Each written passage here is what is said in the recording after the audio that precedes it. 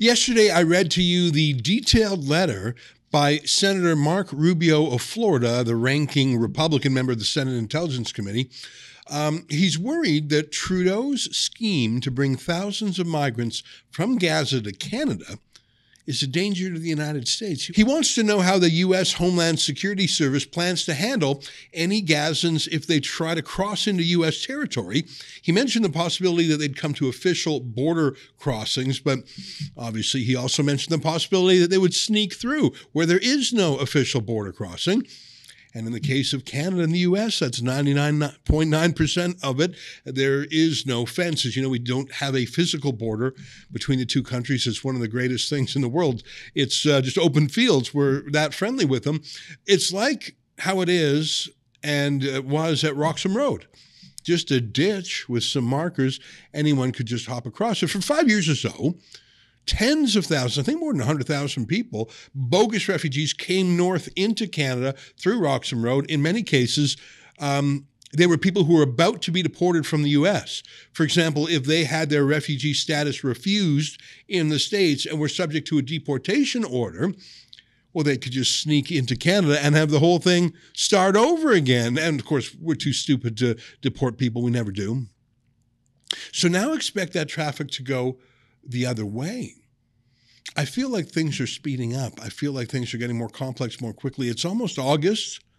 I looked it up. It's exactly 102 days from today until the U.S. election. That's not a lot. I think everything turns on that U.S. election. I think that there will be a lot of forces in the world trying to alter that result, obviously, but also a lot of forces in the world just trying to get things done in the next 102 days that they might not be able to do after that. Immigration is obviously a big part of that. I think that if Trump actually does win, I think he is going to crack down on the open border for real this time. And it's just so out of control now. It's unsustainable. And I don't think he's going to mess around with Canada. What I mean by that is I think he'll basically say to Trudeau, stop your Gaza shenanigans, get a hold of your out-of-control immigration, or get ready to have Canadian citizens be forced to get a visa to apply to travel to the U.S. in advance, which would just devastate our economy.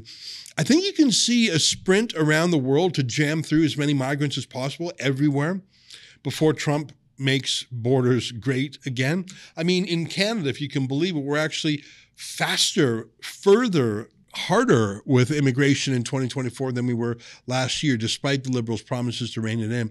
In the UK, Ireland, continental Europe, it's almost like kids left alone by their parents at home saying, quick, mom and dad are coming home in an hour. We have to misbehave now before they're back.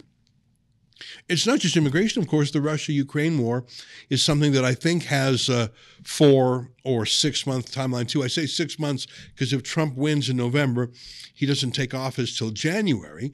We have known for some time now that there was a legitimate attempt to broker a peace between those countries that came tantalizingly close back in 2022, just about 6 months after the war started, until Boris Johnson was sent in to scupper it for whatever reason. And I deeply regret that he was, because hundreds of thousands of men have died on both sides since then, and innocent civilians too, of course. And Russia has 3 times the population of Ukraine, so both sides are putting their young men through the meat grinder. It's a human tragedy, but of course it's been much more so for Ukraine just because of its smaller size. I know that the Pentagon has repeatedly said they think this is a winning war. They're trapping Russian armies in Ukraine and unleashing American weapons against them, missiles, tanks, armored vehicles, drones. They've sunk a bunch of Russian ships. And that has obviously hurt the Russians. But the great Ukrainian counteroffensive of 2023 never really took off. Russia continues to take more land daily. I don't know what was achieved by saying no to peace a year ago. Look at this from Yahoo News. Kiev mayor, Ukraine may need to hold referendum in case of peace deal. But it's a little more complex than that. Here's what that mayor, Vitaly Klitschko, said. He said, I'll just quote from the story, Klitschko put the predicament in stark terms. He's talking about the problem that Zelensky has. The next few months will be very difficult for Vladimir Zelensky. Should he continue the war with new deaths and destruction, or consider a territorial compromise with Putin? And in this case, what pressure will come from America if Trump wins? And how do we explain to the country that we need to give up pieces of our territory that cost the lives of thousands of our heroes? Whatever step he takes, our president risks committing political suicide. Yeah, you can see Klitschko isn't exactly a fan of Zelensky. I think Klitschko will likely be the next president there. But this kind of conversation that the war may actually end, and we should probably start talking about it ending and who's going to approve a peace deal, it's certainly a marked departure from the last 2 years where you weren't even allowed to talk about a negotiated diplomatic settlement. And it's Trump's chances of winning that are making it a live issue. I'm honestly surprised, given the events of the last 2 weeks, that China has not made a move on Taiwan. Do you know who's in command right now in Washington? Joe Biden, I think we both know he's not. Kamala Harris, I think we both know she's not. So who? Does anybody know?